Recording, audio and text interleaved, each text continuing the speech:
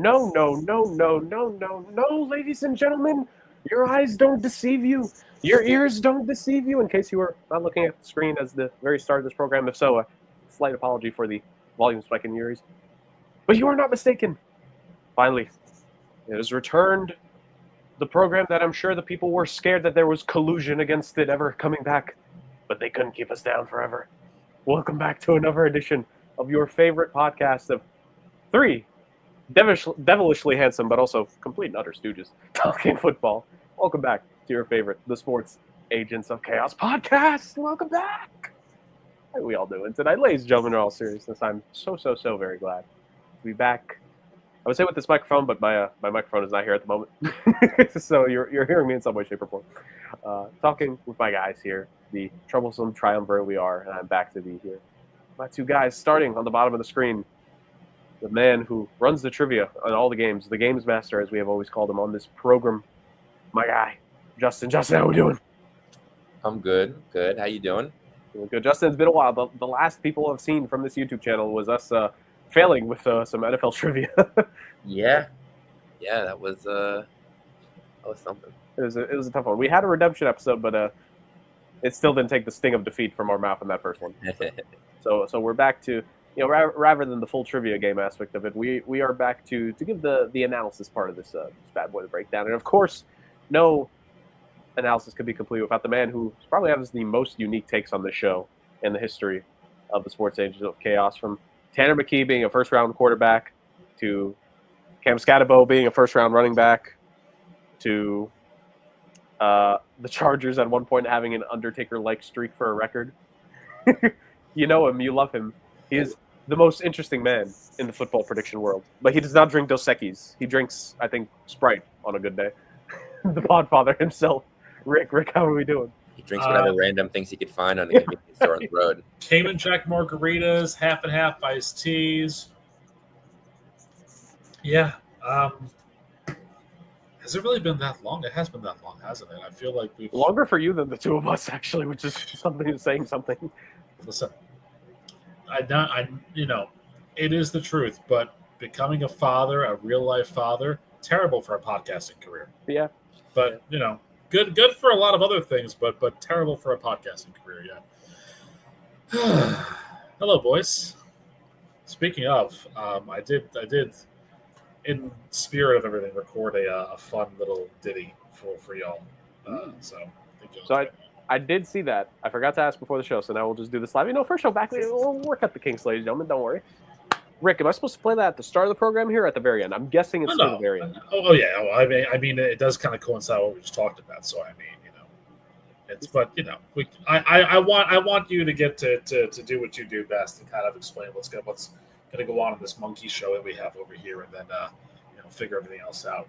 We're gonna raise Jerry Garcia from the dead, and then talk some football, I suppose.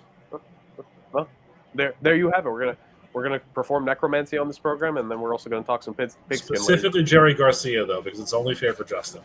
That's the only way he's going to win the season is if we get his power back. If we get all the rock and roll legends that have passed away to come back into the fold. And if Justin wins this year, not only will we riot, I'll eat a bat live on the Super Bowl show. I don't think we need a second coming of COVID. So let's avoid that, ladies and gentlemen.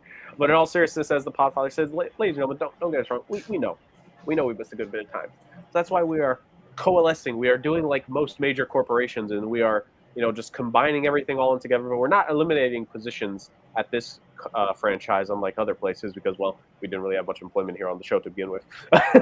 So we are going to put together everything in this one. You're going to get our full 1 through 7 playoff pictures in the AFC and the NFC with some division preview-esque topics of conversation sprinkled in there.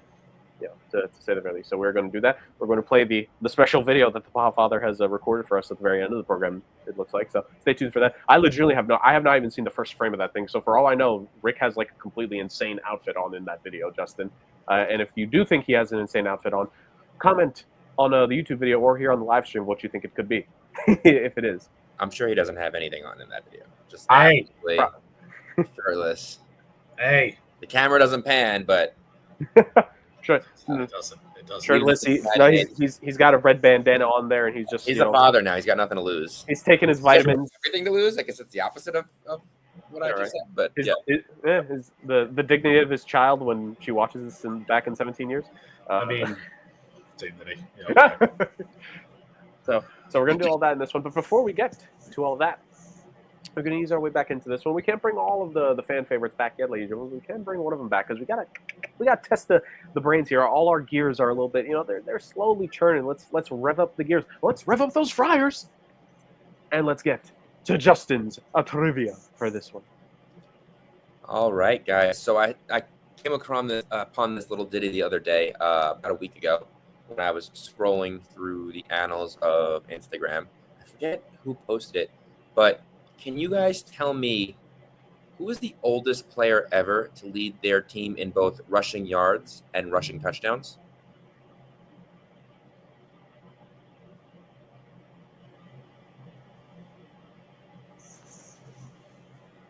I have a funny answer to this.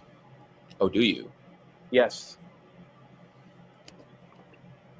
And here's why. Rick, I'm sure you remember this. So help me God, if you say Tim Biakabatuka, I'm going on hiatus for 4 months. No, that's my third funny answer, actually. No, you know what my first funny answer is? I kid you not. Think about it.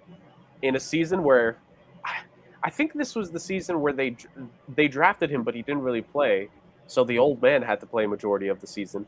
Ryan Fitzpatrick, because remember the funny stat. I think he was the Dolphins' leading rusher that season, if I'm not mistaken. Well, wait a minute. We're talking about oldest quarterback? No, he said oldest player. That could be running back or quarterback. It's true.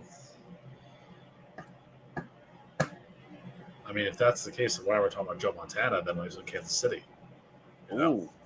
Did Joe Montana still have his legs under him like that in Casey? I don't know. He had some kind of life insurance policy on them, I guess. I don't know. Maybe there's something there. Jeez. Well, that's my funny slash. I think there's a kernel of truth in there. I think Ryan Fitzpatrick did lead the Dolphins in one of those rushing stats at least that season. So there's that. But what was the first name that came up to your mind before we officially submit my response? Remind me of the question again. What was it? Oldest to lead? Who was the oldest player to ever lead their team in both rushing yards and rushing touchdowns? Like career or no? Saying one season, right? First season. Well, I'm thinking, see, my thing is that I'm thinking about a guy who went out on top and at the pinnacle of his career. And it's ironic because it's a guy who, if he had stayed one more year, he might have had some glory in him and maybe wouldn't have been such a scuffling Hall of Fame candidate. But Tiki Barber would have been my first guess. Okay. So I think he had that really good year where he had almost 1,800 yards at age 30. I don't know how many touchdowns he got that year, but I know that that was his last year. I think he went out with a lot of rushing yards to his name. So I'm thinking running back wise. Quarterback's not a bad idea, but I'm thinking running back potentially would have been a fun one. So, all right. So for first guesses, I think Rick is submitting Tiki Barber, and for the fun of it, I'm submitting Ryan Fitzpatrick. Okay. Well, it is not Tiki Barber, but it is in fact Ryan Fitzpatrick in 2019 for the Miami Dolphins. Wow. 243 rushing yards, 4 touchdowns. I'm looking up the exact age now. Wait a minute. Wait. Yeah, they had a bad season. I think you're being kind by just calling it bad. 243 rushing yards was the leading. Yeah, I think they had 1,000 total rushing yards on the season. It was one of the worst rushing seasons. Oh God! They had a bunch of other running backs that had around 200 yards. I think injury obviously had a lot to do with it. But yeah, that's bad. Yeah, so he turned 35 that year. Maybe he turned 36. Something like that. Yeah. Because you know what it is? You know what it is? That is at least once a year, one of the NFL related pages, whether it's the NFL itself, whether it's CBS NFL, ESPN NFL, Fox, one of them always posts that as hey, did you know that? It is so ingrained into my brain about him. I don't remember seeing one where it said he was the oldest just ever. I just remember it being that he led them in both categories. So I'm like, okay, so he's probably up there for being the oldest, because how many running backs, still get that many carries at that advanced of an age, right? Ugh. So, Ugh. Yeah, my head hurts just thinking about that. That's bad. That is bad stuff. What was the running back depth chart that season for the Dolphins? Hold on. Well, I'm trying to think. Was that? That was the year that they had proclaimed tank for Tua. They tanked all right. Chart was Chandler Cox, Patrick Lard, Samaje P. Ryan, Okay, and DeLance Turner. One name on there I recognize. There, I think they also had Myles Gaskin, but I think he was hurt. That was it. I think so. Gaskin. Let's see their IR. They had Kalen Ballage was on IR. Miles Gaskin was on IR. Ballage, yep. Gaskin. Okay. Okay. Yeah. Jeez, they probably traded somebody, I would think, because that's just. They had, if I remember correctly, they had Albert Wilson playing a little bit of running back that year. Oh God. Yeah. When you have Albert Wilson playing running back, it's game over, man. It was coming off the firing of Adam Gase. Well, I mean, you would. Because why wouldn't it be coming off the fire? Why wouldn't you fire Adam Gase? So come on, let's be honest here. Good Lord, that's bad. That was the first year of one head coach, Brian Flores. That there was absolutely no controversy when they ultimately fired him. Definitely not in any way. How could there be? What controversy do you see? Come on now. Everything worked out great there, guys. Yeah, hello. Of course, everything was fine. It was done by the book. Stephen Ross didn't tamper. They didn't lose any draft picks. There is no war in Bossing say. There's everything's totally fine. Everything's totally fine. Everything is awesome. Yeah. Eggs were not $9 a carton at some point this year. This is all a figment of your imagination, guys. Yeah, absolutely. Your imagination. Justin, fantastic work on the trivia there. Good news on getting it first guess, Jared. Dude, because I swear it's so ingrained into my brain, like these one-off, like it's how it's the dead period of any sports off season. It's like in the NBA now for the last couple of years, like for Eric Spoelstra, it's like the funny thing that it's not even a statistic. It's the funny thing that like every NBA page posts at this point, ever since he got his divorce, they always post once a year that the Heat waited to give him his contract extension until after his divorce was finalized, so that his wife wouldn't get a single penny of the extension. Which, first of all, solid job there, Miami. And second of all, like it's been showed so many times. It's like, guys, are we that desperate for content? We're just gonna post this for interaction? Well, yes, and the answer is yes, obviously. Yes, duh, obviously. How could we not? But yeah, it's so ingrained where I'm like, okay, this has to be it. The only part I was iffy on two parts. If he was really the oldest and the rushing touchdowns, because I thought maybe he may have tied it, and so that's the part where I don't know if it was outright, but I had to throw in the funny guess there. Tim Biakabatuka was going to be my third guess. So. Of course it is. Of course it is. And, par for the course of this podcast, despite the fact that he is not a running back in any way, shape, or form, the second guess for fun would have been Braylon Edwards for some reason. So. Because Smith. Okay, all right. Because Def Taxes and Braylon Edwards referenced by me at some point in an episode. Yeah, sure. Okay. Look, man. Good. Yeah, good job. Look, man. Madden 07 and Madden 08, Braylon Edwards. He won me some games. That's fair. So the last time Madden was good. Anyways, as Justin leads us into this with a fantastic trivia, as the Podfather is slowly remembering Ryan Fitzpatrick and then slowly losing his brain about remembering Ryan Fitzpatrick. That's what's happening here, yeah. Let's get to the bulk of the matter, boys. Let us get to the full 2025 NFL playoff pictures, what we are going to be giving the people. We're going to go through very quickly the AFC and the NFC, 1 through 7. And we're going to start from the wild card. We're going to go 7 all the way up to numero uno. And you guys are going to hear some of the things from our wild card teams of why do we not think they could win the division, who may they be there, who they may just be above in terms of the standings, and who is probably on the outside looking in for us. And then that will, of course, subsequently lead into when we talk about our top 4 seeds. Why do we think certain teams will end up winning the division? What gives them the edge over their competition? cetera, et cetera. And for certain divisions, we know it's a one-horse race, essentially. So we're going to talk about why it's the only horse that exists in the division, to an extent. So, Podfather, I think it's only right, for the fun of it, that you be the one to start this off for us. So, oh, God. But no, you see, here, we're going to do it like Burger King. I'm going to let you have it your way in this one. I'll let you pick the conference to start us off with. All right, I guess I'll start with the conference that has the defending Super Bowl champions in it, which would be the National Football Conference, the NFC. And okay, full disclosure, I really think it's very important that we go through this. Yes, there's a lot of times that I do kind of research this out and make odd picks, just as researching out. There's no research done here. This is what happens when you have a kid and you're the kid's growing up and accelerating, is that you're losing a lot of power when it comes to your football knowledge and acumen. So a lot of this is going to be wrong. I have a full feeling this year that I am going to be at like 0 points by week 12 in our pick challenge. So this is just terrible. But here we go. It's ironic that I said that we're going to start with the conference with the defending Super Bowl champions, because I have as my number 7 team in the wild card with a 9-8 record, the defending Super Bowl champion Philadelphia Eagles. I've seen a lot of talk about how it is. I think football, the NFL is one of the hardest sports to have back-to-back. I think the Chiefs kind of were an anomaly, helped out by the refs, but they were kind of an anomaly there. And so, I can see the Eagles struggling a little bit here. I think they have a relatively easier schedule, but I do believe that there's games where they can trip themselves up a little bit here and there.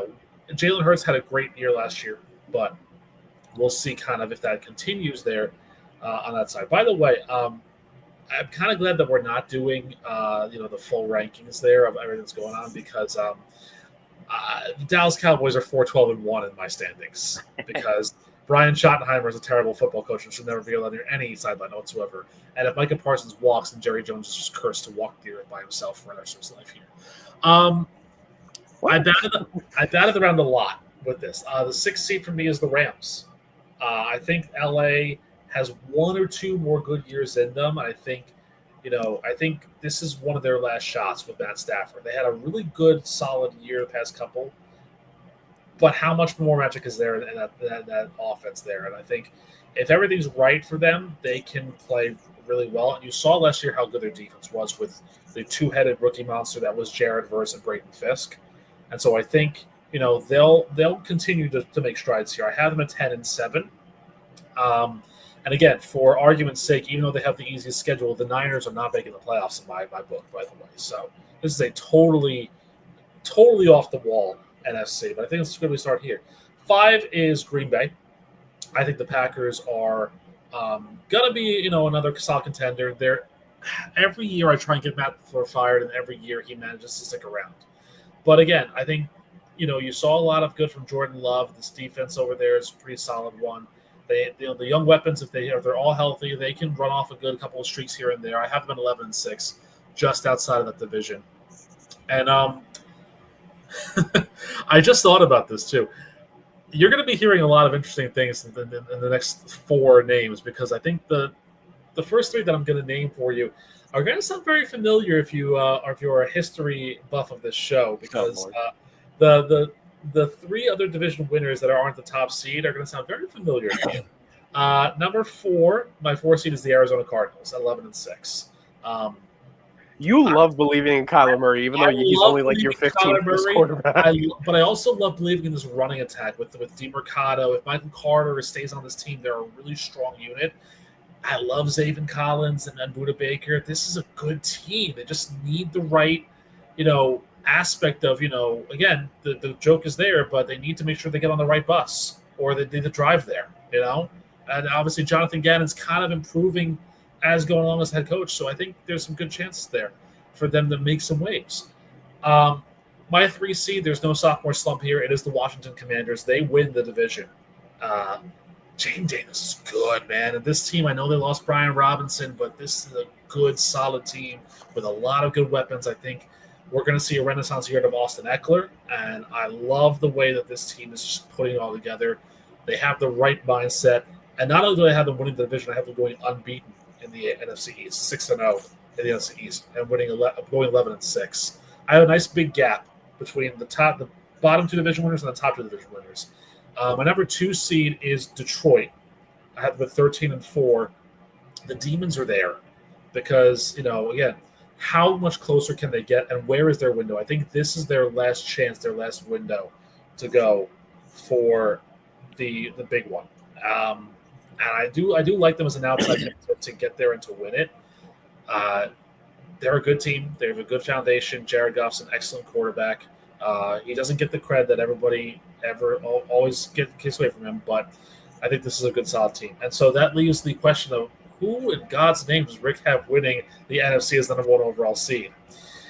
And as much as there will be no sophomore slump for Jaden Daniels, there's going to be a sophomore emergence for one Michael Penix.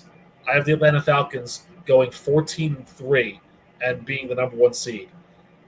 As much as I loved Detroit last year in Washington, I love Atlanta. I think Raheem Morris is a phenomenal head coach. They made a few mistakes last year here and there that kind of took them away from a little bit. But I think this is the right time. I think if they keep that running attack going with Bijan and Algier, and they keep a lot of solid weapons there, I know Mitch McGarry's not going to be playing the first couple of games. That's going to be a big detriment to the offensive line, but I think they have enough depth to kind of make it work. The NFC South, I think, is also a bit of an easier pick in time because Carolina is a joke. New Orleans has no quarterback. And Tampa Bay is one Mike Evans less than 1,000-yard season away from being terrible. And I think that could be this year. So I think it's Atlanta's time to cakewalk the division and have the road run through the ATL for the NFC crown. So Philadelphia 7, Rams 6, Green Bay 5. Then I have Arizona 4, Washington 3, Detroit 2, and Atlanta 1. As mentioned, what in God's name am I doing? Well, you'll see the AFC. It's even going to get weirder. Hey, Justin, remember when 2 years ago we tried to be ahead on the Panthers bandwagon and we completely missed on that? Yeah, I don't feel so bad about that anymore after hearing that. You all thought Bryce Young was going to be a good quarterback, and hey, he could still be a good quarterback. He could, in the UFL. I will say though, Atlanta is starting in a better spot than when we had the Panthers. Like when we took the Panthers, they were 1-15, 1-16, something like that. They were really, really bad. This is a better shot of hitting maybe a playoff run, but I don't know about the number 1 seed, man. There's still lots of issues on that team. Indeed. I'll go next in our NFC sections, and then Justin can finish us off. So for me, my 7th seed in the NFC, so my last wild card team, and you actually mentioned them briefly, Rick, as you were going through your 7. I have the San Francisco 49ers. I do think a number of things because they have the easier schedule, because the fact that they are having so many guys coming back from injuries from last season. The Niners have done this now with Kyle Shanahan to where they use this season where everyone was just injured to hell in a handbasket, and they come back, reloaded the roster a little bit, and a uber-talented team, when healthy, that gets to take advantage of the fact that they are facing weaker competition on paper because they have to face the couple other 4 seeds from last year, is a positive for them. I think, there are some defensive losses for this team that do somewhat worry me, and I was very hesitant on picking them to be my 7th seed. Over Atlanta, I will admit Atlanta was my last team out. Yeah, that's the right one. My last team out. But with Dre Greenlaw being gone, he went to the Broncos, I believe. I think they also lost the safety to the Broncos, if I'm not mistaken. So the fact that they missed a couple pieces did kind of worry me.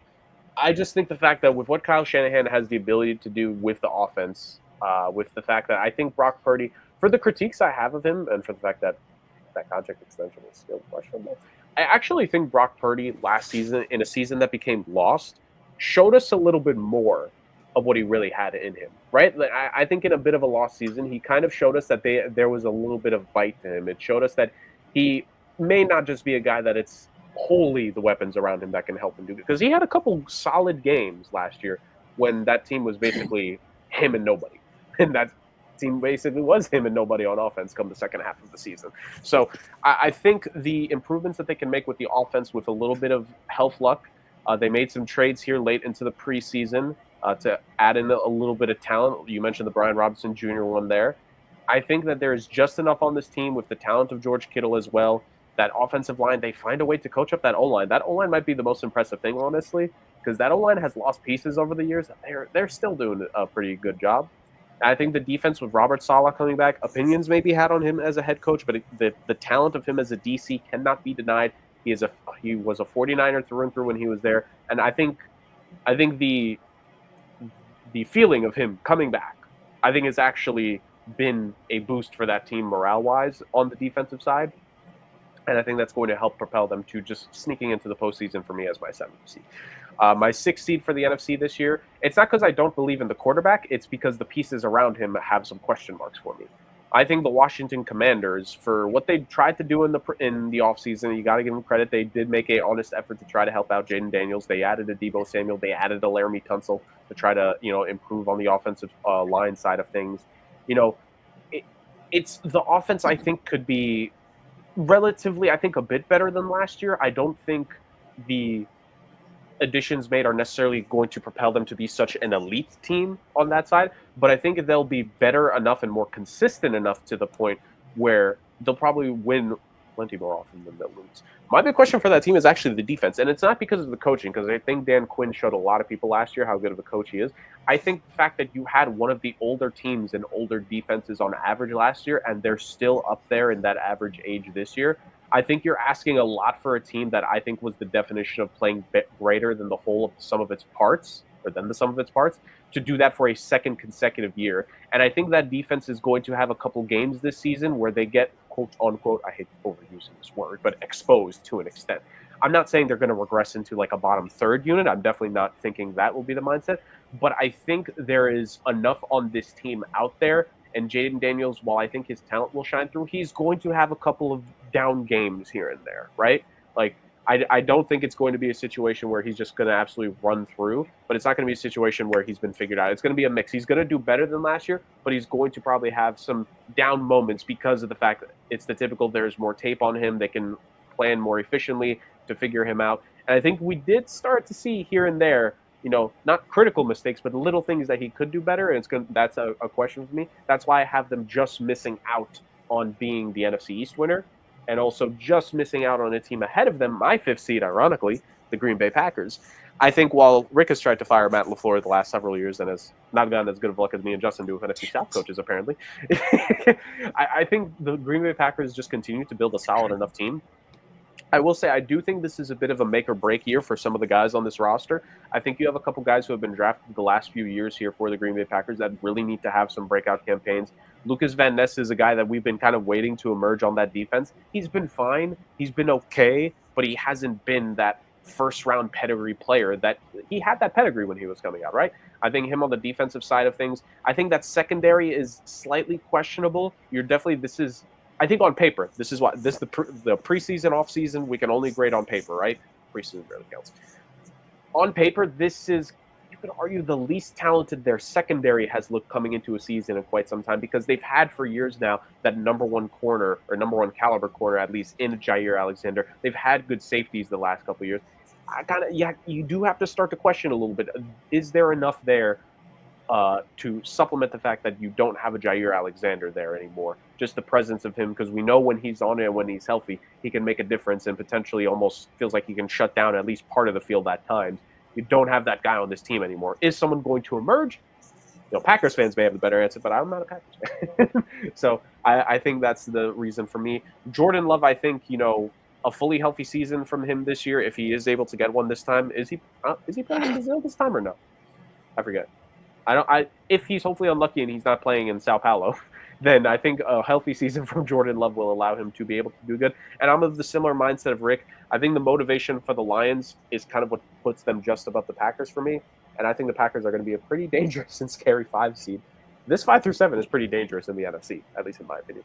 My 4th seed is the Rams. I'm similar mindset with you, Rick. I think this is one of the last years, if not maybe the last year, that you can do this with Matt Stafford. And they reloaded on offense. They got Devontae Adams in the offseason.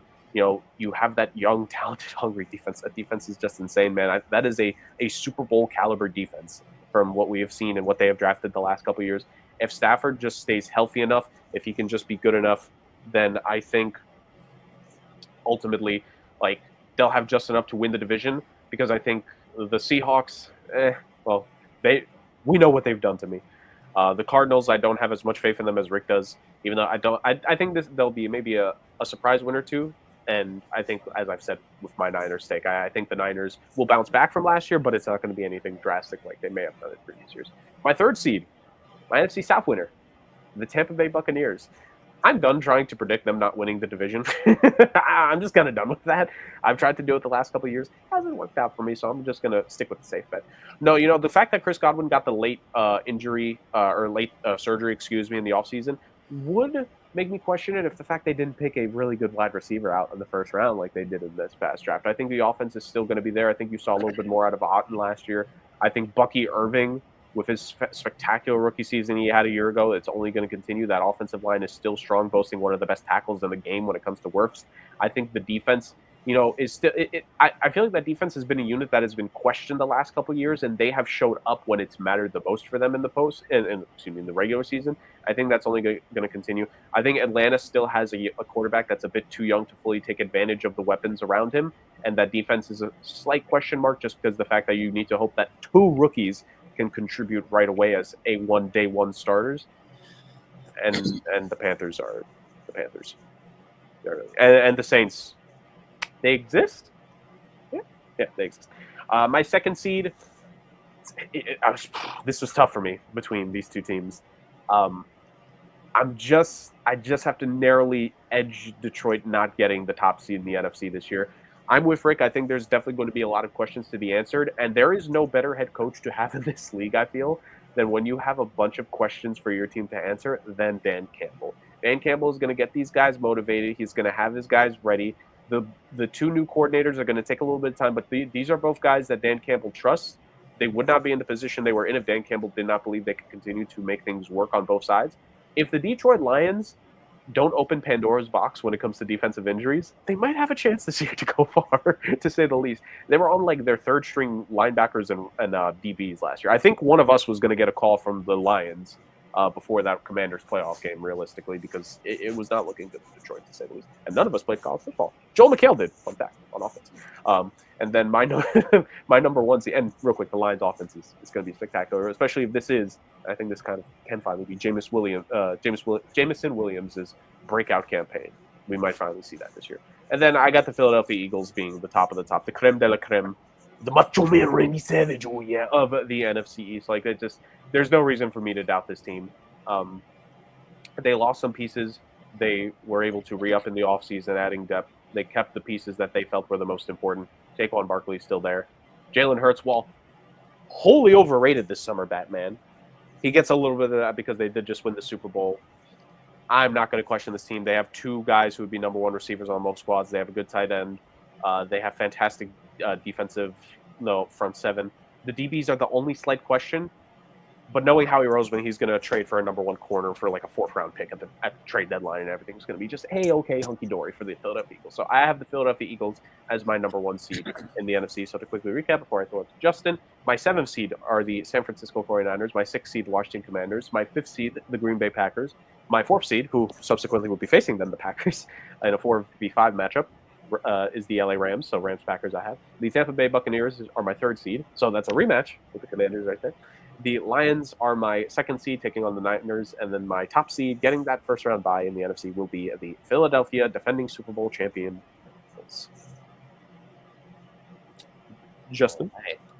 Now it's on me. Now I'm going to go in reverse order here because I feel like my wild card picks are a little spicier than my division winners. All right, fair enough. So I'm going to go with the number one seed first, and I'm going to go with the Detroit Lions. There are questions to be answered there, guys, but this is a very good defense, and very good defense, a very sound offense. I think that they actually answered maybe some offensive questions that people don't realize last year with the emergence of Jameson Williams. The running game is super strong still. I think they're going to be okay, and I do expect them to be the cream of the crop in the NFC this year. It's going to be close. It'll probably come down to a last minute game like it did last year. They're going to edge out the Philadelphia Eagles, who are my number 2 seed. My number 3 seed this year is going to be the Los Angeles Rams. I agree with you guys. Time is running out. I do expect them to make some moves. But it is still a pretty solid lineup. I love the addition of Devontae Adams. I think he can have a bit of a resurgence there. This is going to be the best quarterback he's played with since he played with Aaron Rodgers the first time. Not the second time, but the first time. And then rounding out the number 4 seed, Joe, you're right. I'm tired of picking against him being wrong. It is the Tampa Bay Buccaneers. Now, pick number 5 is fairly simple. I agree with the Green Bay Packers. They're just the better team in the NFC. If they were in another division, they'd probably be, picked to be a division winner. But barring any injuries to the Detroit Lions, some serious injuries, they're going to be the number 5 seed in the division, in the conference.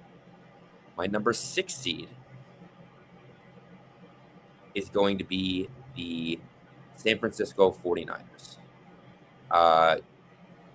They're going to be healthy. I went back and forth on this because I think that the easier schedule is probably going to help them out, and they might get to double-digit wins. I was teetering between the 6 and the 7 seed.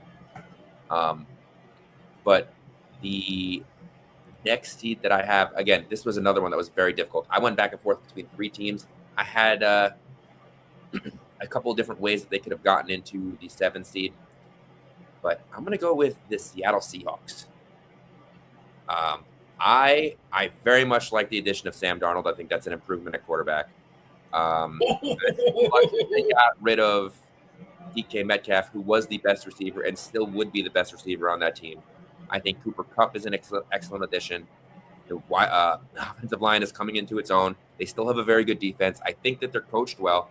They do have some mistakes and things like that, but I think that they have a fairly easy schedule in terms of the teams outside of their division, and I think that they could sneak out some wins inside the division as well. That's always a hard-fought division, even when a team is, 3-10 on the season, and then they end up going into the cream of the crop. It's always a close game for whatever reason. Like that's just it's like the AFC North. It's always a tough fought game. So I'm gonna go with the Seattle Seahawks. It was close. My other 2 teams, if you're curious, that I was not sure about were one, the Arizona Cardinals, who very sneakily went 8-9 last year through a ton of injuries and issues and things like that. And I think that they improved themselves in the offseason. And the other team, believe it or not, I do believe Washington's going to have a slump. I was looking at the Giants. I think that people are going to very much underestimate that Giants defense. I honestly, Justin, I agree with you. I was heavily considering them, and this is why I actually, for the fun that I poke at with Rick sometimes, I don't necessarily disagree with him that this could be the year where the Cowboys just completely bottom out, collapse, and they might finish that division. I don't think they bottom out. Maybe 8-9.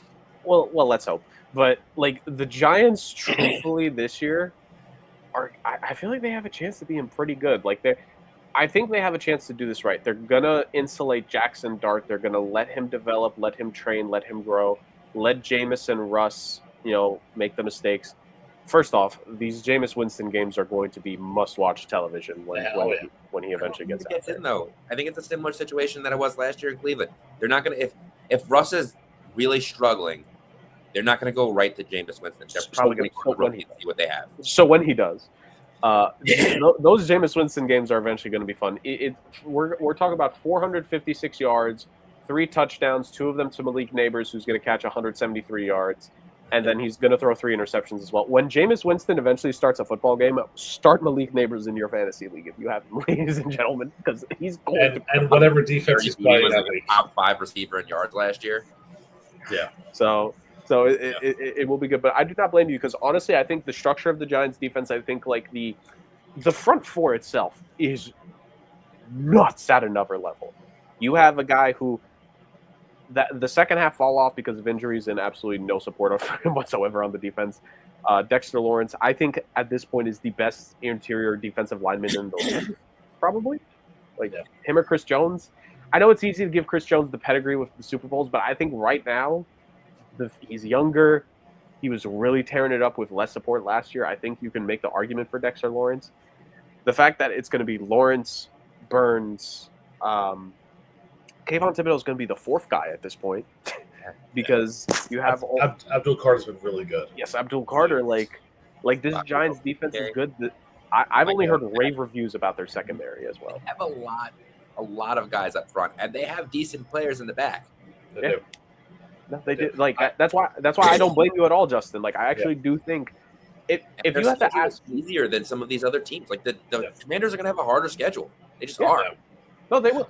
I will say too that for my standings, because I looked at everything conference wise, my 17th Eagles were 9-8. I had a 4-way tie at 8-9: Tampa, Seattle, San Fran, and the Giants. I think the Giants at 8-9 is a really good pick. I think that's something that I think could be really sneaky. And Chicago's at 7-10 because Adam Rank can just go in the bucket as always. Of course. Honestly, I didn't want to give it to the 49ers. But their schedule is so easy. It is. It's so easy. It's I mean, really easy. if they don't go 5-1 in their last 6 games, it's like it's unheard of. You got to start asking some questions about Shanahan there because that's a fireable offense at that point. Yeah. They don't. And the only thing that I can say that might work against them, and something that that I bring up all the time, and it's how late their bye is, because they might be limping into those last 2 games, which are against Carolina and Cleveland, because they played 13 straight weeks, and then they have the bye, and then they wrap up with Tennessee, Indy, the Bears, and the Seahawks.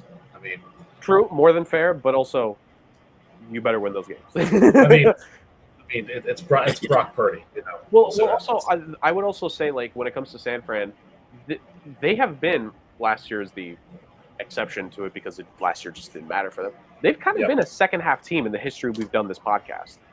Like, so honestly, like having that easy back half of the schedule, like this could really be the back half to where, especially if they add anybody, like just a piece at the deadline, one more guy, like that back half of the season, we could see arguably their best football on one side or the other, like either offense or defense. Like that's why I think we have this belief in them that they should be performing because they have the easy schedule and they'll.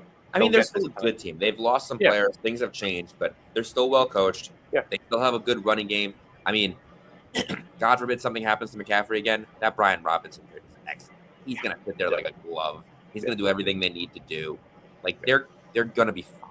And they on defense, they have the best linebacker in football in Fred Warner. And you have a top, I don't know where you guys personally rank him amongst the league, but he's won a Defensive Player of the Year award, Nick Bosa. Like, you have 2 stalwarts on that team to really make up for a lot of things. So, pretty good.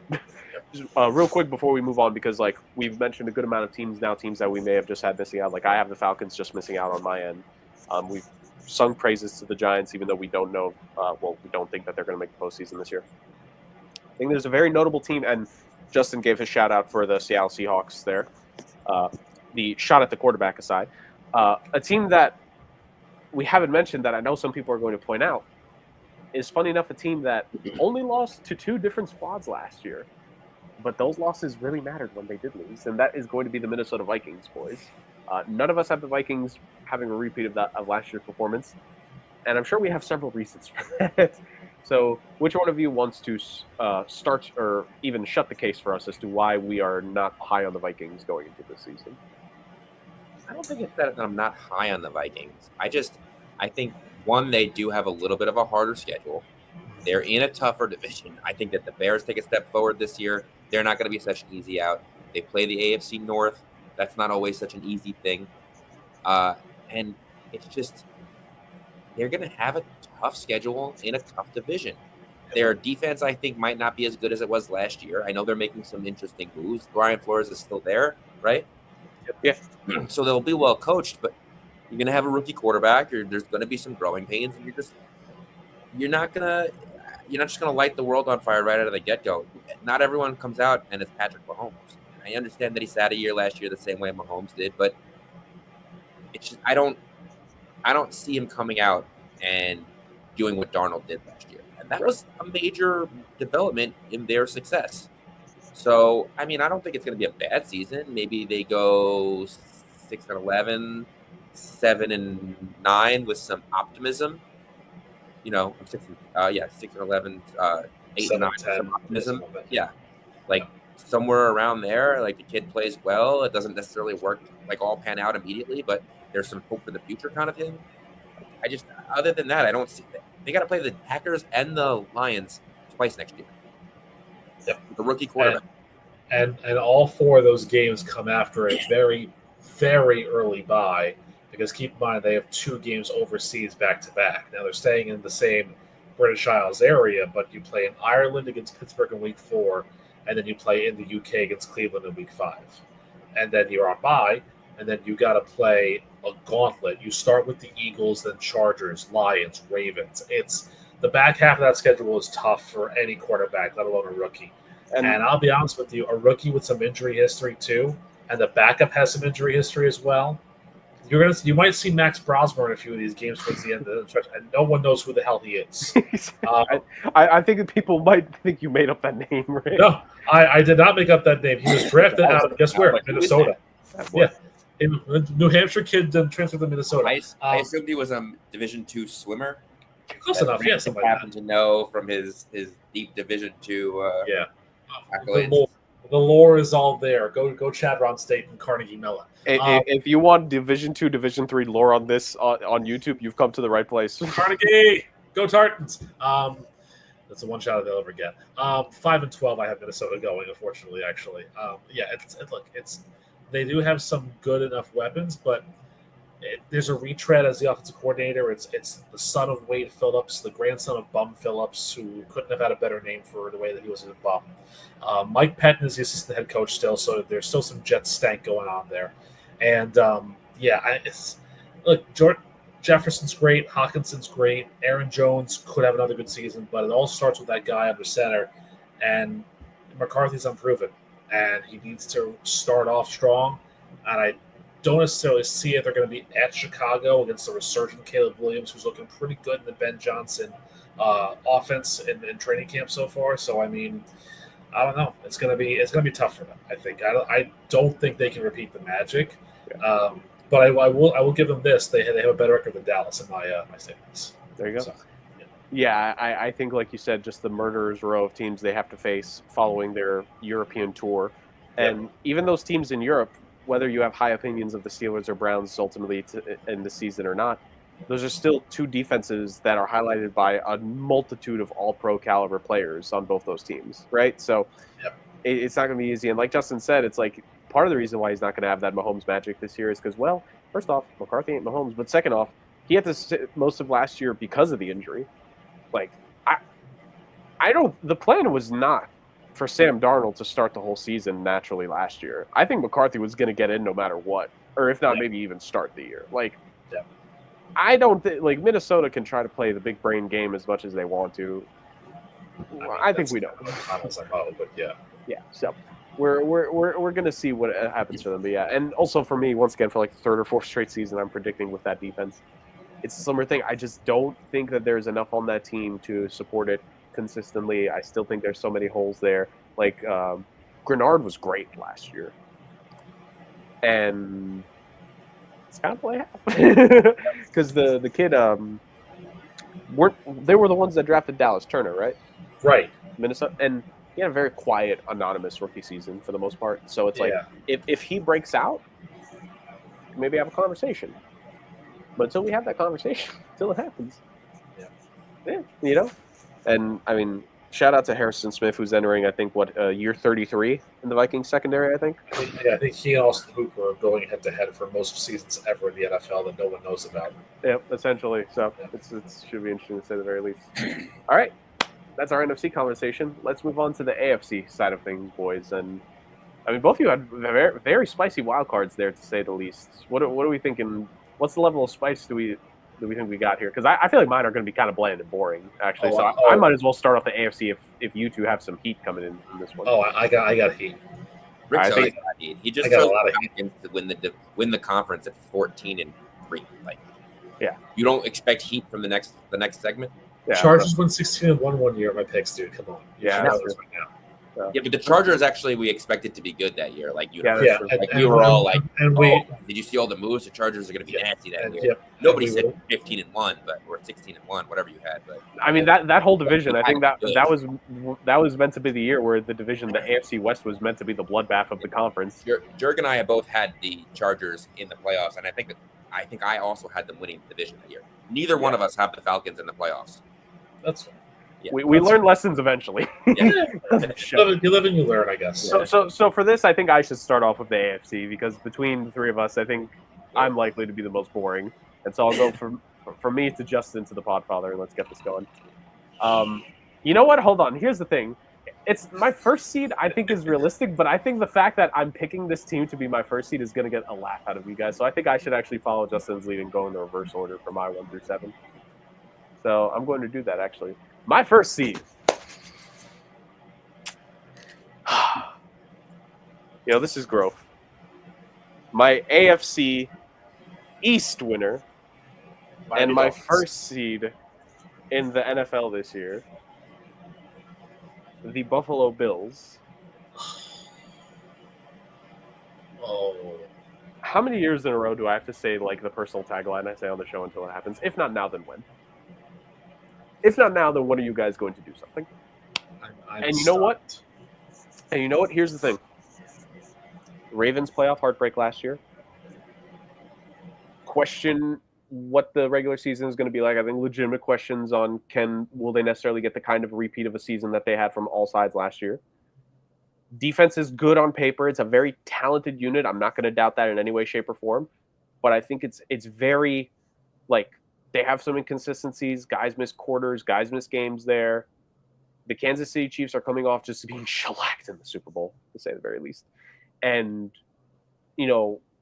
I'm still, unlike last year, definitely unlike last year, well, I think that they might take the regular season a bit more seriously this year. I don't know if it's going to be enough from the talent perspective compared to the others.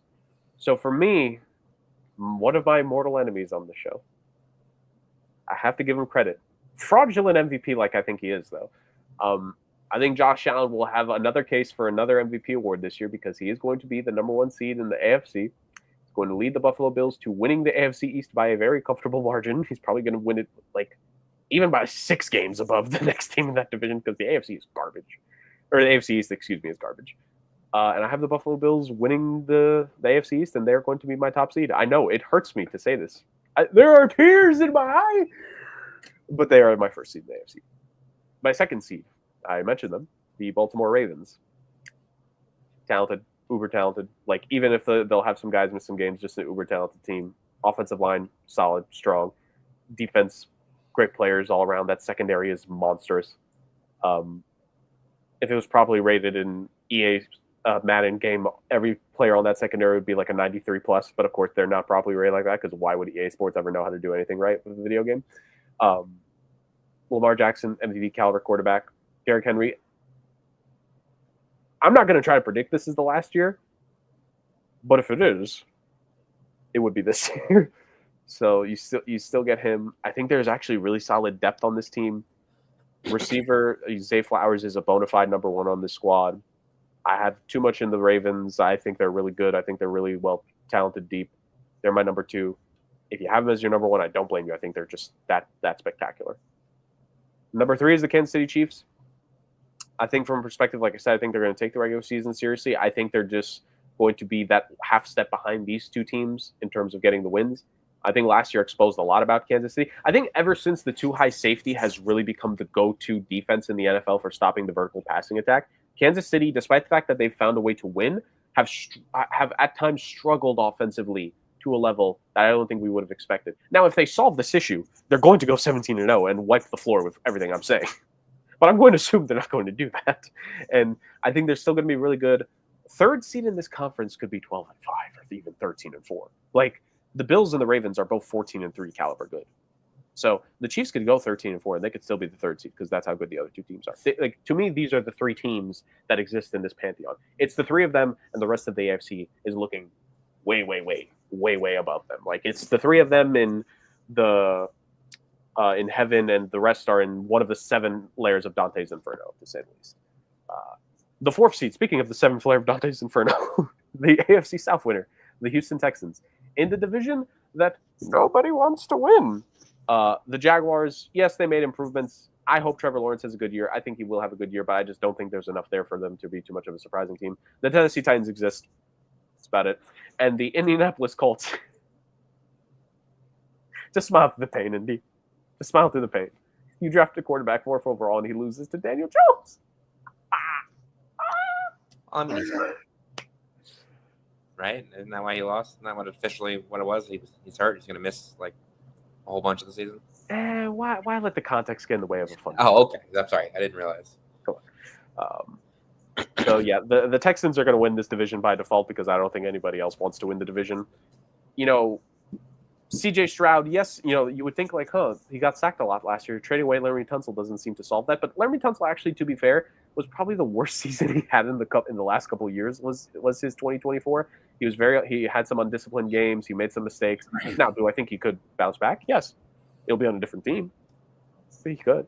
But they're going to bank on that. They're going to hope that this running game that they've built, it's a very balanced running back room, which it's going to need to prove because Joe Mixon, I think it's already been said he's going to miss the first couple of weeks of the season, if I'm not mistaken. At least I saw something with his injury. I saw a headline about that earlier. So I'm going to assume it's him missing games. And I think even the receiving core is starting the season walking wounded, if I'm not mistaken, because Tank Dell, I think he's going to miss this entire year, is he not? Or at least most of the year because of the brutal injury he had from last year. So just not good times. The defense, the only thing that can make the Texans a surprise, like somehow break up that top three, is if that defense is able to take like a monumental top tier, like 85 Bears, Legion of Boom Seahawks caliber lead. Now, to be fair, Will Anderson, dog. Daniil Hunter, talented. Derek Stingley, one of the top three corners in the NFL. They could, if they get it together. And they have a good coach. I think we're all big fans of D'Amico Ryans. So there's that. My 5th seed, Broncos country. Let's ride. Because when your quarterback doesn't have a self-inflating ego, he can actually succeed. Bo Nix, big Bosif Nix, the big Bobino.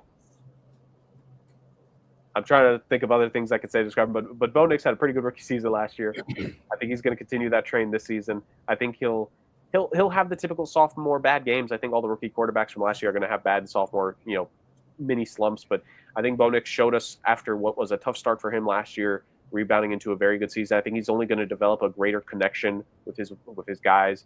Very good offensive line surrounding him. I think they improved the running back room as well. I think Javonte Williams is really a massive disappointment from the last couple of years in terms of running backs. You expected to do a lot more. Now, if you want to say injury played a part of it, fair.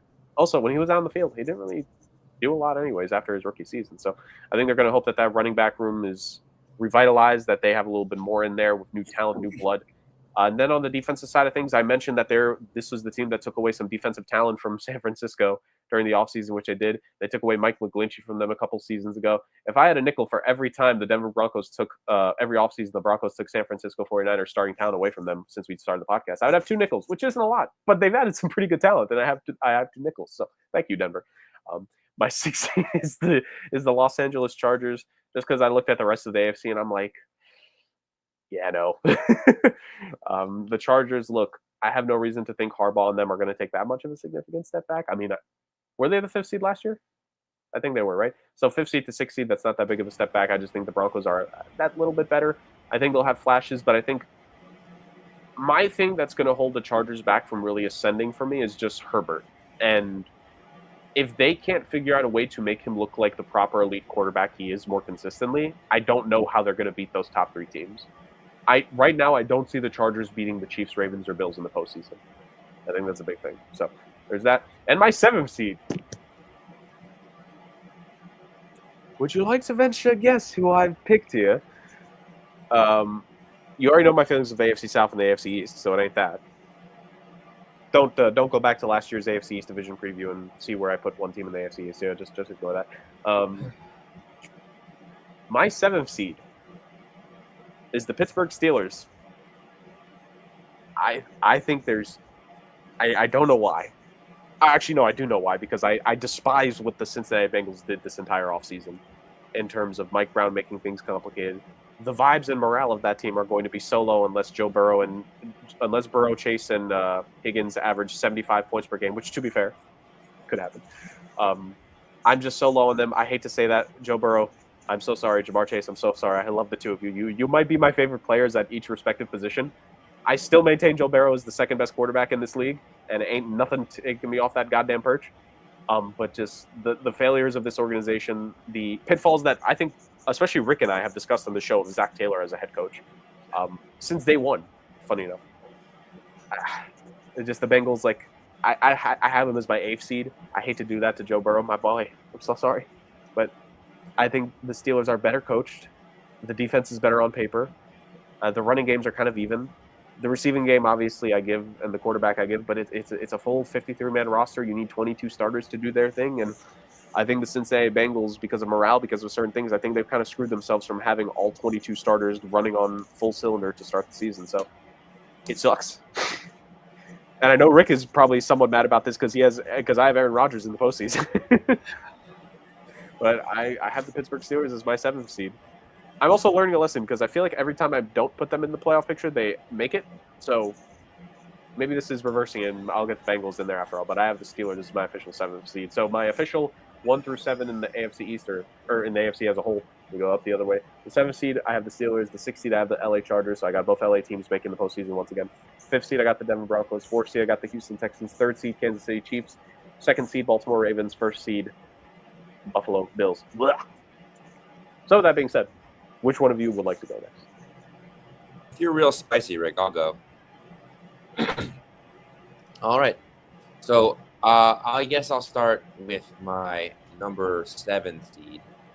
And going into this, I was still like a little torn about it. But you know what? Honestly, I think I'm going to go with my gut here. And I'm going to say a team that nobody likes. And that is what? Doesn't narrow it down all that much. It's true. Nobody likes. It's really true. That's fair. That's fair. But you know what? I'm going to go. It's a team that I think has a slightly easier schedule. They have an improved offense, which was, I think, their main issue last year. Their defense kind of kept them in the games for only so long. But due to injuries and many other difficult things, including maybe coaching, they struggled. But I got this weird gut feeling about this team. They were good a couple years ago. I think they can be good again. And I'm going to go with Jurg's Ring of Honor guy. And I'm going to go with the Las Vegas Raiders as my number 7 seed. I just think that they're going to get off to a hot start. They're going to struggle in between. They do have a tough schedule down the stretch, but I think if they make it close, I think that offense has a lot of potential. I love Ashton Genty. I think they've done a good job with the offensive line. Gino could manage. Pete Carroll's a good coach. They signed Amari Cooper today. I don't know if anyone else saw it. Jurg just put in the chat, the Jets, definitely not. The Jets will most likely be the worst team in the league, but still only get like the 8th pick in the draft. That's what they do. But yeah, I very much like the Raiders. I was thinking about throwing Miami in there, which probably would have been the safer pick, but that's just not the direction I'm going. My number 6 seed is going to be the Denver Broncos. I don't like Sean Payton, but he knows what he's doing. He's a good coach. And the only reason I don't like Sean Payton is because he was talking a whole bunch of shit last year. First swear jar of the year. But yeah, the Broncos were good, and I think that they improved in the offseason. J.K. Dobbins is a good addition there. The receivers are good. They've worked on the defense. They're just a good team. So, and they're going to be well coached. I think they're going to take a step forward this year. So I got the 6th seed as the Broncos. And where I'm going to get a little spicy, I guess, is my number 5 seed, which I'm going to have the Baltimore Ravens. And I think that they are far and away the number 5 seed. I actually have the top 5 seeds in the AFC all being absolute powerhouses, double-digit wins. I think the lowest one I have is Houston at the number 4 seed I was debating between 11 and 12 wins. So that goes with my number 4 seed. That's going to be a great divisional matchup. Wild card round matchup. I almost had the Ravens at the number 1 seed. Believe it or not, I have them being that good this year. I think that they get off to a hot start, which was an issue with them last year. If you remember, they did not really know how to use Derrick Henry. They cost themselves a couple of games, and all of a sudden they figured it out. 4 seed is the Houston Texans. The 3 seed is going to be the Kansas City Chiefs. And I have that by virtue of losing a 3-way tiebreaker with the number 2 seed Buffalo Bills and the number 1 seed hot start for the first time in their career, Cincinnati Bengals. I think that they, again, had the same issue last year, but one, Joe Burrow missed a lot more time in training camp and was injured. They have an easy start this year. Their schedule, I think, starts in a quick divisional matchup in Cleveland, then Jacksonville, then Minnesota, then Denver. And as much as I like Denver this year, they should go 4-0. If they don't go 4-0, you should fire the coach. If they miss the playoffs, you should fire the coach. I've never been a Zach Taylor guy right from the beginning. I've always said he was not a great head coach. But they defy odds in some sort of way, except for how it started. Started to catch up to them last year. I mean, the slow starts every year. I think they've never had a winning record in the first 4 games in his entire tenure there. It's been bad. So I think they finally get that hot start. I think that they have a hot ending. They should start 4-0 and finish 4-0. And then anything in the middle is gravy. I had them winning tiebreakers against Buffalo and Baltimore. They don't play the Chiefs this year. But those are both also late in the season wins, and they pull out a number 1 seed. Finally. Dude, I hope they do. I genuinely hope they do. Joe Burrow deserves it. Their secondary is still a question. You know, their offensive line starts off shaky every year, but I'm hoping they protect Joe Burrow. You know, barring any significant real injuries, they should be a top team in this league. And there's no excuse for them to have not been up until this point. Yeah. This is a team. I'm not even gonna say this is a quarterback and a receiver that were. It's an offense. This was an offense that was a 2 extra seconds of offensive line protection away from having a Super Bowl. Like let's be honest. There is no what if. There is no. Legitimately, if they had stopped Aaron Donald. Now I know. First off, it's Aaron Donald. But if they had just maybe they were 2 linemen away, 2 extra linemen. Yeah, probably. If they were, or they might as well have triple teamed him on that play. If they had just been able to stop him for an extra second and change, Burrow would have hit. I think was it Higgins or Chase that had Ramsey on the ground? Yes, it was Chase. I think it was Chase. Yeah, they were 1 pass away from winning that Super Bowl, and everything we think on this team and the Rams is completely different. Yeah, like the difference would be insane. This is a quarterback that deserves a Super Bowl, and I want every MFer in Cincinnati to be hung, drawn, and quartered if he does not get a Super Bowl. Yes, I know, graphic. But that is how much of a talent he is. It's going to be some bull if he doesn't get a Super Bowl. So I hope Justin's scenario plays out. All right, Rick, tell us why the Kansas City Chiefs are going to miss the postseason this year. Whoa. Come on now. That's not... No spoilers, Rick. Gudger. Come on, Gerard. Come on now. You should know better. Hold on. I'm just finalizing my whole thing here. I do apologize. I kind of had a little extra thing I was working on here. Okay. So, then there's that. Okay. All right. So, let me start off by saying this.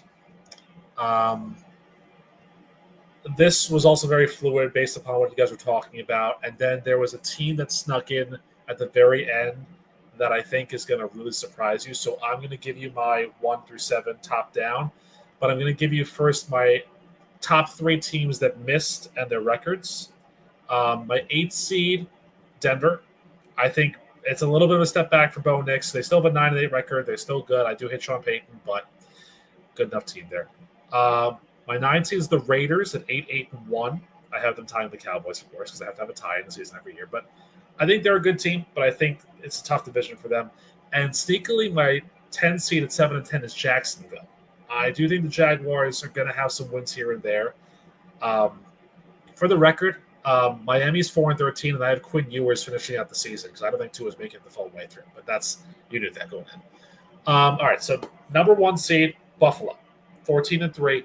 It was not so much Josh Allen; it's what they did in the offseason that really, I think, does a lot for them. And that is that they shored up the secondary. Because if you looked at their record last season and you saw the games they played, If they won games, they still gave up a lot of points. If they lost games, they were torched. What they did was they traded away Kyer Elam for a pick that they then used on one of the stars of the college football national championship game in Jordan Hancock out of Ohio State in the 5th round, who was a really good depth piece. And they added Dane Jackson.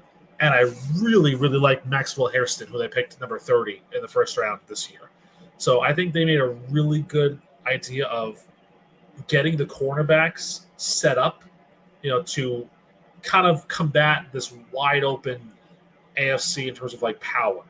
The offense is going to be the offense. We know that for a fact. But I think that getting the defense shored up is really going to help them out considerably. So I have Buffalo at 14-3 as a 1 seed. 2 seeds Kansas City. I'm sorry. It just is what it is. I mean, until Mahomes retires or Kelsey and Swift break up, the NFL is going to be behind the Chiefs constantly. So it's going to be the way that it is. They're 13-4 though, because I do have Buffalo beating them in the middle of the season to get the 1 seed.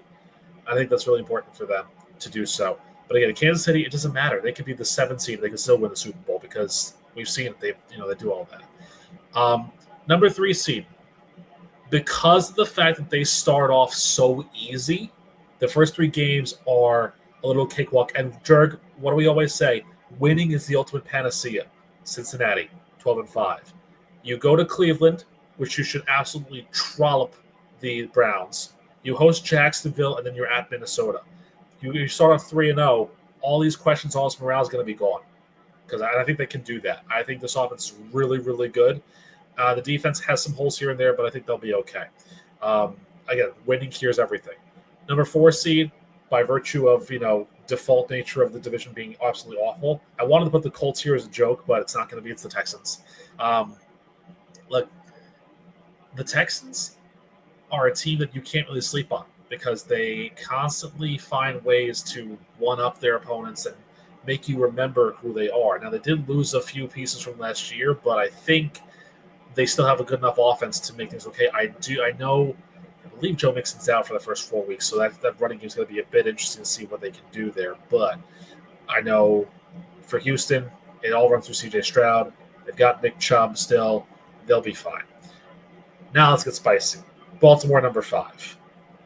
Because I do believe it's an odd year, and I do believe this is an injury-riddled year for the Ravens, unfortunately. I can see them having some games where they can't have Lamar for some of these big plays, and it has to be Cooper Rush, and it won't work. I can see their wide receiver core taking a bit of a hit, because after Zay Flowers and DeAndre Hopkins, maybe Rashad Bateman goes down with an injury or whatnot. I can see Mark Andrews missing a few games here or there. I see the Ravens at 12-5 being swept by the Bengals and therefore losing out on the division. Good team still, but I see them having a little bit of a downfall here. I'm going to skip the 6th seed and go to the 7th seed because the 6th seed is going to be my big surprise here. Friend of the show, Mike Tomlin, once again makes the playoffs for me. That's why I wasn't really surprised when George said it because, look, what do we know? I mean, there has to be one team where Aaron Rodgers goes to for his first full season and not lose and completely mess up. In his first year in Green Bay, he was 6-10. In his first year with the Jets, he didn't get off the field in the first series. Pittsburgh, I think he's good. That defense is solid as always. Mike Tomlin knows how to coach a team. 10-7, I think the Steelers once again just claim everything, and they're good to go here. Now, this is going to be really interesting. This is the 6th seed for me, and I think it's a bit of a reach, but it's no surprise there. But this also is my NFL Coach of the Year pick for this team by virtue of a astonishing 11-6 record, an astonishing 9-3 conference record, due to a lot of good additions and also a lot of strong players. Justin, I hate to do this to you, but the Patriots are going back to the playoffs. Mike Vrabel's an excellent coach. I don't disagree, but they got a long way to go before they're making the playoffs. I know. I think this you're going to be surprised. This is going to be the year for them to do it. I do. I think that, again, if you look at the way they start, you can easily say they're going to go 3-1 before the Buffalo series. Maybe they lose to Pittsburgh, but Miami's in the tank. The Raiders in that first game, and then the Dolphins, who are, Dolphins not good, and then Carolina. I think the Patriots have, because they added Stephon Diggs, they have a lot of good weapons on the offense. Travion Henderson's there too, to go on with that running attack. I think Drake May does a lot better this year. I think he really steps up big. And again, you have that secondary led by Christian Gonzalez, who is one of the best young corners in the league, to go along with a really solid defensive core. And look, we'll see what happens with Milton Williams. If the big turn in the Super Bowl and the big payout is worth it, or if he just got the pay because of the one game. Look to the Malcolm Smith effect, right? But I think Vrabel's the right coach for this team. And don't forget, the Patriots have a way of doing something funky. There was that one year they were 11-5 with Matt Castle as their quarterback because Tom Brady got hurt. Still had a great team around him, but they have a fun way of doing things. And I think this is going to be an interesting year. I did have the Jets initially this high up, but then I thought to myself, it's the Jets. I'd rather the Patriots so I can be wrong. But I like what New England did, and I think that Josh McDaniels has one good year, and then he's going to try and go and be a head coach again, and it's going to mess up all over again because that's just how it is. He's a better coordinator than he's a head coach, but he'll never – he's like Daedalus and Icarus. He'll never stop getting too close to the sun. Then he falls back down with his wax wings. So that's the spice for you. Bills 1, Chiefs 2, Bengals 3, Texans 4, Ravens 5, Patriots at 6, Steelers 7. I still want the Bengals to make the postseason. So that's why I'm jinxing it to make sure that they do. There you go. No, you know what's funny, actually? So, little peek behind the curtain here. We were going to have an episode of Bullish or Bearish here in the offseason before all of our lives fell apart. That's true. and got in the way. And I think one of, if not the first question I was going to ask was if you guys felt that the Patriots were the most improved team from last season to this season. And honestly, it's why I kind of see the vision of what Rick is putting together here for them being his 6th seed, because I genuinely do look at it of improve the offensive line, improve the defensive line, improved. I mean, now granted, this is Stephon Diggs after a big injury, but look, Stephon Diggs on one leg is actually better than most of the receivers they had last year anyway. So, like there's still the threats of the weapons there. They still have Hunter Henry there as just like a safety blanket. Drake May from because funny enough, this season this like summer I've really been big on consuming like NFL like podcasts and media clips, and also same with NBA stuff. And like the intrigue around what Drake May could do this year is very intriguing. If he will have kind of a not necessarily a superstar year 2, but kind of like the popular comparison I've heard to him has been Josh Allen, funny enough, his fellow AFC East compatriot of a quarterback.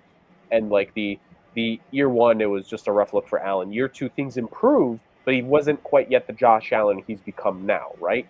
So I wonder if that's almost going to happen with Drake May. He's going to improve. He's not going to be a superstar quite yet, but you're going to see the hints of it. And honestly, I see the vision. I see what Rick is trying to do here. He is a visionary, but like I see what the vision is there with the Patriots. I would say honestly for 2026, if we make it that far, I think the Patriots might be one of my wildcard teams for 2026 rather than 2025. I'm with Justin more so. I think this year they do still need a little bit more building. I think they need a lot more skill position help on that squad. I think, funny enough, what Stephon Diggs when he was younger was for a young Josh Allen. I think that a new Stephon Diggs will be that for Drake May next season, whoever that might be. I don't know who it's going to be, but that would be my personal prediction. But I honestly, Rick, I don't blame you for that. I mean, it's not just the Stephon Diggs. It's the fact that, like you said, you rebuilt that offensive line. You've got a quality center now in Garrett Bradbury, who was an absolute stud on the Vikings O-line.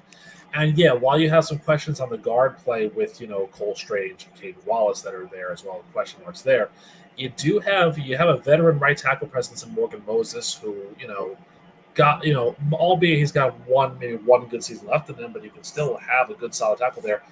And you drafted the number 4 overall pick of Will Campbell. Don't knock the fact that Will Campbell, rose up those draft boards and has actually been very, very solid for them. So I do think that, like I said, it's a reach, but that we're not nothing if we're not reaching for the stars here. Will Campbell won everybody over on DraftNet when he said he would lay his life on the line for his quarterback. That's the kind of left tackle you want on your freaking team, man. Exactly. And here's the pedigree. You know who was the only other LSU offensive lineman drafted in the first round? My trivia question. 1998, Alan Faneca. Look at that. There's your pedigree. Sorry, Justin. So there's that. So, I mean, as much as I kind of want to torment Justin about the Jets, I won't ask him about him because I know he only has so much faith in that team for so long.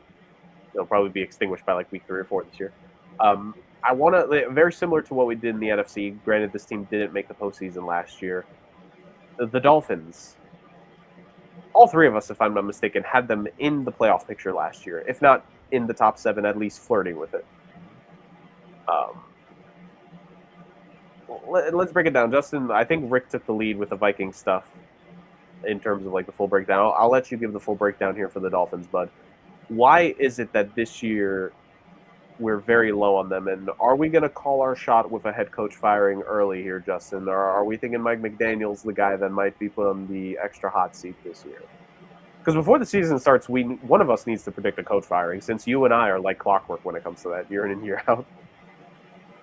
Kevin Stefanski for me, by the way. You predicted that for 4 straight years. I don't think you're allowed to.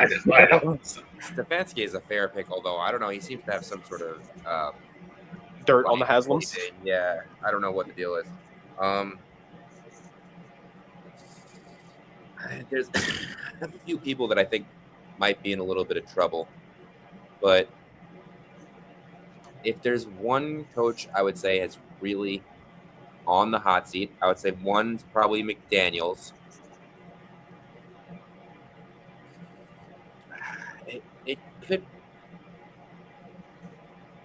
It could be Steichen in Indianapolis also. Yeah. And then probably Stefanski is my third one. I want to say, is Dennis Allen still even the coach of New Orleans? Or no. He's not. I think he's the coordinator somewhere, actually, believe it or not. Yeah. Somebody hired him to do a job. I don't see a ton of turmoil in the NFC outside of maybe the Giants. If they're really that bad this year, then maybe Dayball gets fired. But, no. Not a lot of hot seat this year, I don't think. I think a lot of guys made their moves last year, and these guys have some time. Dennis Allen, by the way, Bears DC. Which is why Adam Rank saying they were on 2 seasons. Absolutely. So there's our stuff on the coaches there. But Justin, about the Dolphins, like why in general are we low on the Dolphins this year when last year there was all the belief in the world in them? I partially don't think it's McDaniel's fault. I mean, it's hard to get a backup quarterback in this league to begin with. And when you have a quarterback that just misses as much time as Tua has missed, you're not going to be productive. I mean, they got away with it the first year when he missed some time because Tyreek was on that, just unbelievable run. But they didn't get away with it last year because Tyreek came down to earth. And while he was still good, he wasn't that good. So, Waddle struggled. This cough is killing me, guys. Waddle struggled. And they didn't really have as good a run game. They were okay. But the offense came down to earth. The defense had a ton of injuries also. And it didn't work out the way that they wanted it to work out. Now, that doesn't mean that they couldn't get better this year or maybe survive like a lower end season than we would think. But if there's any coach here that's really, truly been through a lot and they might just need a change of pace, I think it's Miami. Yeah, and it's part of that. It's partially definitely the offense, but it's also, I feel, the defense, right? Like the belief of part of last year was the fact that Dolphins defense could have been pretty good, and they were injured last year, and they're not at their best to start this season. They traded Jalen Ramsey in the offseason to the Pittsburgh Steelers. Now, they did get Minkah Fitzpatrick back, so he returns to Miami. The only homes he's ever known, Pittsburgh and Miami. But it just feels like the subtractions on that team now, unless Bradley Chubb and Jalen Phillips both come out of absolutely nowhere for this squad, like Undertaker out of 05 Survivor Series, the casket and all.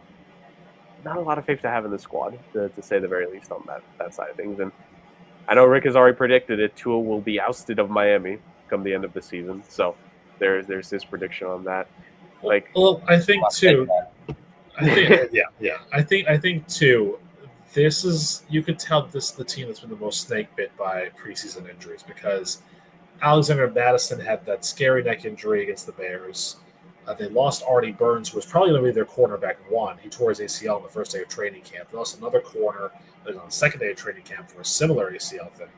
So, it's if when you get rid of Madison, you have Devon Achane, who was a good foil last year for Raheem Mostert, but he's not a number one running back, I don't think, in this league.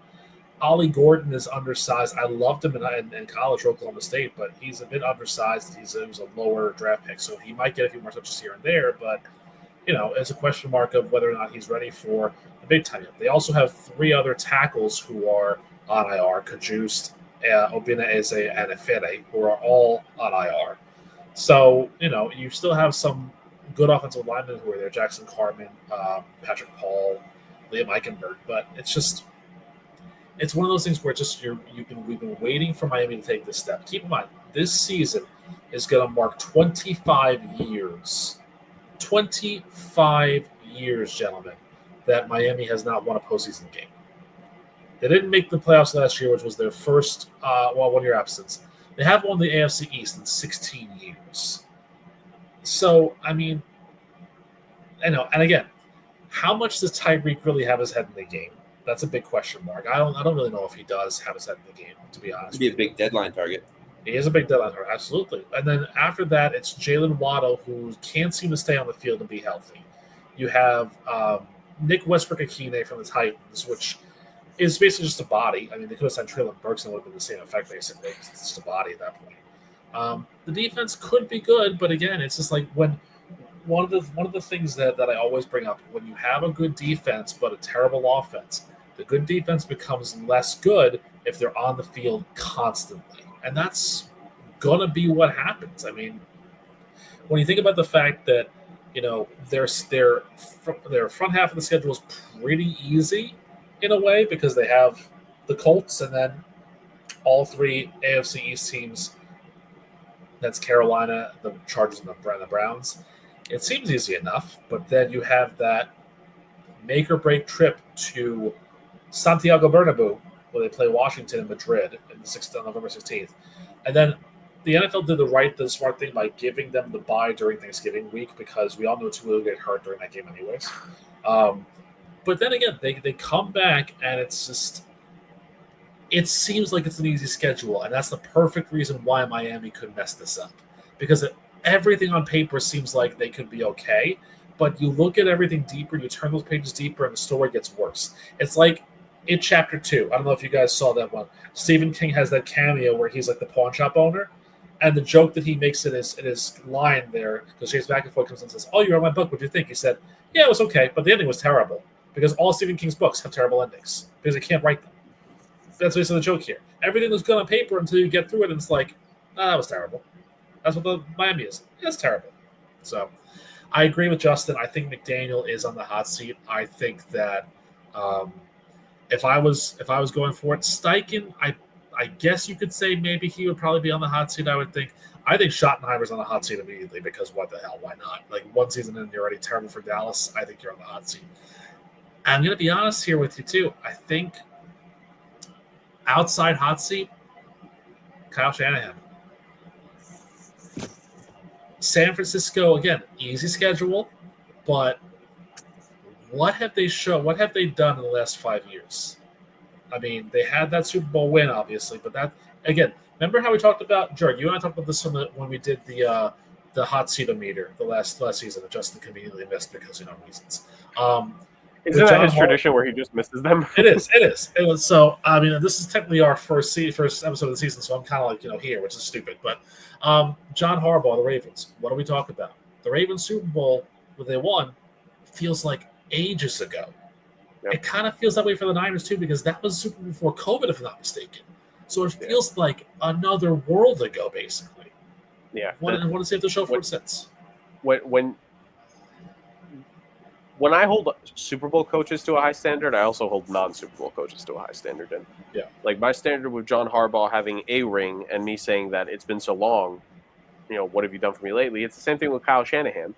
You've made 2 Super Bowls, you lost both. You even made it as an offensive coordinator. You lost. Like, at some point for the guy, I almost feel bad because it's like he's so snake bitten, and it's just like you got to figure it out. Like you got to figure it out. I agree. I think he's going to be a guy where it's like if the record is not high tier this year, it's going to be an issue to say the very least. And you'd be stunned to realize too, if you looked at his full head coaching record, he's only 8 games above 500. He's 70-62. It's those really down years where it's like when they're bad, they're bad. They're like 10 games below 500. Yeah. Like, it's rough. And it's like they've had years like it's, remember, the Rams, the year the Rams made the Super Bowl, the Niners were in the NFC Championship game. They had a big second half of the season run, but they only finished like 9-8, I think, 10-7, whatever it was. 10-7, yeah. And even the year, I mean, they had a good overall record, so maybe it's not the same, but it's like the Brock Purdy rookie season. He came in; they were like a middling team when he took it over. So they finished with a good record overall. I think they rattled off like 6-7 straight wins. But it's like when they're bad, they're contending for a top 5 pick because they just give up on the season. And when they're good, but it's because like you'd be like, I feel like this is a fun coach trivia. Like you could just look at various coaches and see what their career records is. Very interesting. By the way, real quick, just to hit back onto the Tua point. By the way, thank you to StatMuse. By the way, I was able to search this up pretty quickly. Tua's career games in the month of December. I think this also included January, if I'm not mistaken. No, this is just strictly the month of December. So he has played 19 games in his NFL career in the month of December, boys. He has a 11-8 record. His averages per game are, this is the tough part, 65.8% completions percentage. So we could be nice. We could round it up to 66. That's not terrible. 66, okay. Like you're completing about 2/3 of your passes. You want that. 236.3 passing yards per game. Not great. Now he has a total of 25 touchdowns in those 19 games, which means he's barely averaging a passing touchdown a game in those performances. And he's thrown a total of 15 interceptions. So he's just barely over a passing touchdown a game, and he's flirting with an interception a game when it comes to that. So as to why that we don't have the Dolphins in, because even if the Dolphins have an easy December schedule on paper, they're probably not going to do that well in those games because they just have not figured it out in those games. And even if they make the postseason, the two appearances they had, both Jalen Waddle and Tyreek Hill were shut down in those games. Like, straight up. And Tyreek Hill, it's no excuse because he's played in plenty of cold weather playoff games and done well. Like, I think it also speaks volumes that the one playoff game that they had, they almost won with Skylar Thompson as their quarterback and not Tua. And they were closer in that game with Skylar Thompson than they were the next year when it was the Freeze Bowl game with the Kansas City Chiefs. Yeah. So tough time, baby, tough time to say the very least. But no, it's just not easy pickings, not easy goings when it comes to the Miami Dolphins. So not a lot of faith in us here. So congrats, Miami. You'll somehow make the postseason because the triple jinx of the three of us is going to be really fun. The three of us have to triple jinx a team, I think, every single year, and knowing us, it's going to be Miami this year somehow. So there's that. But yeah, lads, did a pretty good job. I think we did a solid, respectable job going over our 1 through 7 and also sprinkling in our thoughts and takes on various other teams throughout the divisions here and there. So as we just about wrap things up with the AFC and wrap things up in our NFL picture, that wraps it up for the main part of this podcast. So this is the final parts that we are heading into. And before I have my video to play, Rick, is this a video to play now, or do you have a certain rostrum to give to the people before I play it? You know, I've been so good the last few months. I really thought to myself, I haven't had a podium at all. And I'm like, okay, well, maybe I'm going soft. And then this week happened. And I got a podium. So if you want to run the video, you can go ahead and run the video first. It's up to you. Okay. I will do that. Yeah. So let's go to the video file. And once again, for the record, I mean, Rick knows what's on this video, but Justin and I have a zero clue whatsoever. So the fun begins. Whenever it decides to open. Okay. We're working with some old technology here, so it's taking a while. Crank up the 8-track. We've had a long, arduous layoff of the podcast. The greatest show for football, I think, of all time. But obviously, everyone knows the other things that we do here on this show. Well, I decided to bring something back. And when I'm in my car talking to you, you know what that means. Yep. First, Sipspressions has returned because I came to a realization this summer as I was taking a hiatus from all this. I love root beer. I've loved root beer for a very long time, but I love root beer in all forms. Barrels, soda, and gummies. I could even make a root beer sauce if I wanted to, potentially, for chicken or whatnot. But root beer floats. Root beer floats hold a very special place in my heart. And I love all brands of root beer. Barks, Stewart's, Hires, Virgil's, Saranac, especially, for the New Yorkers in town. A&W holds a good place in my heart, too. And that's where this is coming from. This is our first A&W entry into the Suppressions, and it is a doozy, folks. A&W ice cream sundae flavor. So I'm expecting big things. Look, I love root beer. Like I said, love A&W. This probably has the feel of root beer floatish. I'm excited for it. I can't tell you. Well, welcome back to the season, boys. Get the smell in there.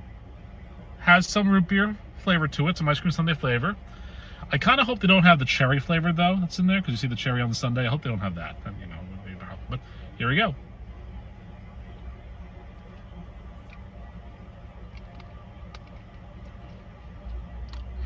Ooh, okay. So, start as root beer. The back end of it, though, is almost like drinking liquid magic shell. If you know the Smucker's magic shell, the chocolate that's hard, that's like liquid, then it melts and becomes, or hardens and becomes like a shell, like that a little bit. Magic shell, not really a big fan of, I'll be honest with you, but this is a pretty enjoyable experience. I think that I will keep drinking it instead of my my Mountain Dews from eons ago. So there you go. Suppressions of the ice cream sundae from A&W. I give it about maybe like a 6.5, 7 out of 10. I'll keep drinking it. It's not that bad, not terrible. Welcome back to the new season, boys. Let's have some fun. Yeah, I'm adding rankings to this now too. Nice. Like numerical rankings, because I realized that my thoughts are just meh, but the rankings not terrible.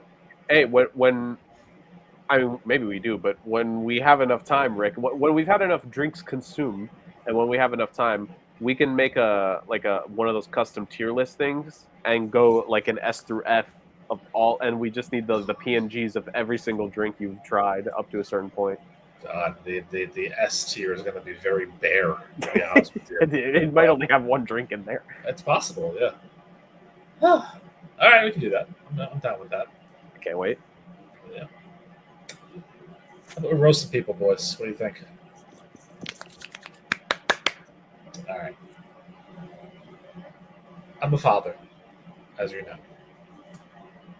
So we're getting my daughter into watching some of the old classic cartoons because, she's at the age now where she's starting to get bored with her toys, and so we got to give her something to watch. So we tried Mickey Mouse Clubhouse, and honorable mention for them because you're way too stimulating for a 21-month-old. So, tone yourself down, Mickey. God.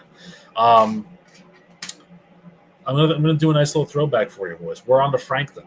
If you remember Franklin the Turtle. Yeah, exactly. It's good stuff.